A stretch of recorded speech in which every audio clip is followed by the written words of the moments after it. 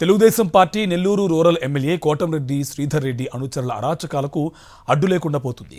కోటంరెడ్డి తీరు మారకపోవడంతో గతంలో వైఎస్ఆర్సీపీ దూరం పెట్టింది. దీంతో టీడీపీలో చేరి ఆ పార్టీ నుంచి పోటీ చేసి గెలిచాడు శ్రీధర్ రెడ్డి. నెల్లూరులో రౌడీలు, గంజాయి అమ్ముకునే వాళ్లు, అరాచక శక్తులకు నాయకత్వం వహిస్తున్న కోటంరెడ్డి శ్రీధర్ రెడ్డి అధికార పార్టీ అండతో బరితెగించి ప్రవర్తిస్తున్నాడు. తాజాగా గంజాయి వ్యతిరేక పోరాటం సాగిస్తున్న పెంచలయ్యను కోటంరెడ్డి అనుచరులు దారుణంగా హత్య చేశారు. కోటంరెడ్డి ఆయన అనుచరుల అరాచకాలపై ఓ రౌండప్.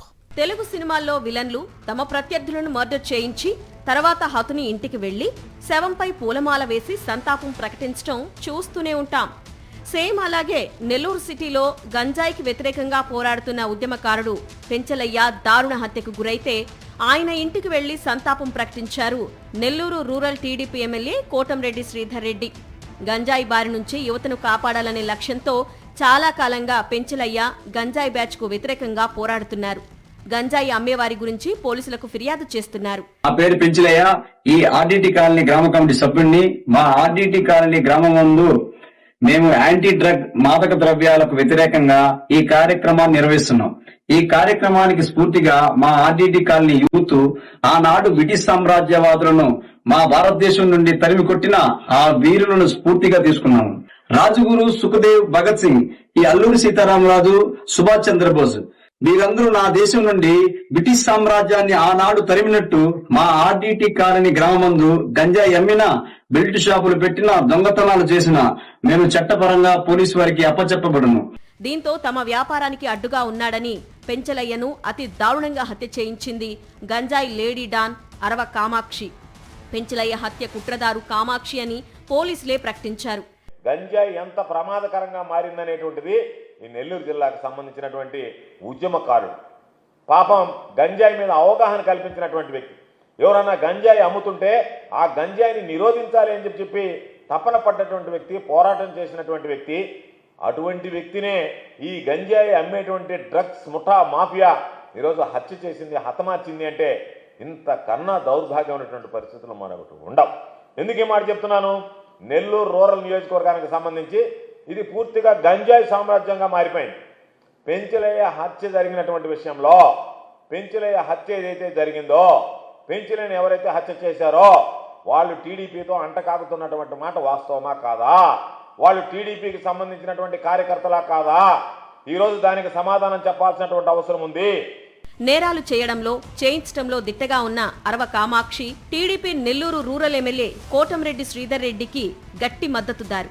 కోటంరెడ్డి నేతృత్వంలోనే నెల్లూరులో గంజాయి వ్యాపారం సాగుతోందనే ఆరోపణలు గట్టిగా వినిపిస్తున్నాయి.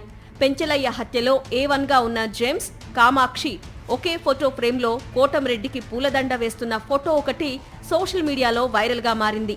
పెంచలయ్య హంతకులు ఒకచోట ఉన్నారని తెలుసుకున్న కోవూరు పోలీసులు అరెస్టు చేయడానికి వెళ్లగా ఈ గంజాయి బ్యాచ్ రౌడీలు వారికి ఎదురు తిరిగారు. దీంతో పోలీసులు జరిపిన కాల్పుల్లో జేమ్స్ అనే నిందితుడు గాయపడ్డాడు. మిగిలిన వారు పరారయ్యారు. గాయపడిన జేమ్స్ పెంచలయ్య హత్యలో ప్రధాన నిందితుడిగా పోలీసులు ప్రకటించారు. కోటంరెడ్డి అరాచక శక్తులకు అండగా ఉంటున్నాడని తెలిసే వైఎస్ఆర్సీపీ నాయకత్వం ఎమ్మెల్యేగా ఉన్నప్పుడే దూరంగా పెట్టింది.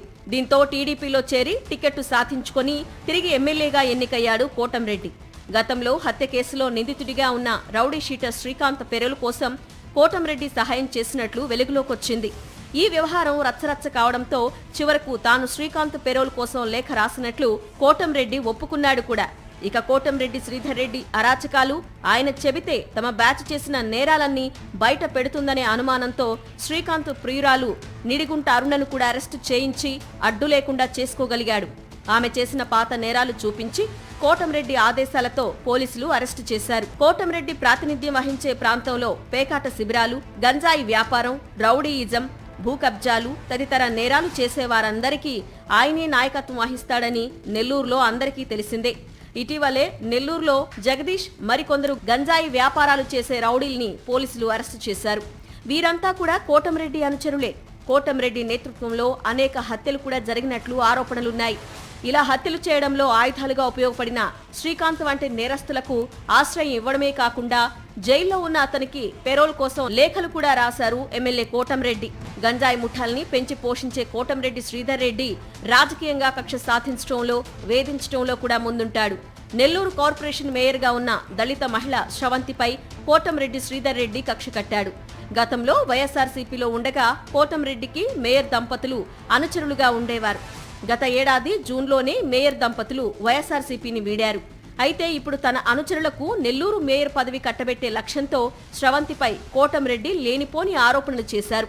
ఆమెపై అనేక అవినీతి ఆరోపణలు గుప్పిస్తూ అవిశ్వాస తీర్మానం ప్రతిపాదించారు.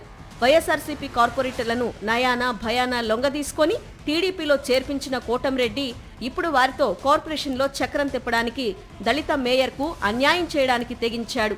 మొత్తంగా ఒక ప్రజాప్రతినిధికి ఉండాల్సిన లక్షణాలేమీ లేని కోటంరెడ్డి రౌడీలు, అరాచక శక్తులు, గంజాయి బ్యాచ్లు, పేకాట శిబిరాలు నిర్వహించే ముఠాలకు అండగా ఉంటూ నెల్లూరు నగరాన్ని అతలాకుతలం చేస్తున్నాడు. వైఎస్ఆర్సీపీ నాయకత్వం ఎంతో చెప్పి చూసినా కోటంరెడ్డి అరాచకాలు ఆగకపోవడంతోనే పార్టీకి దూరం పెట్టారు.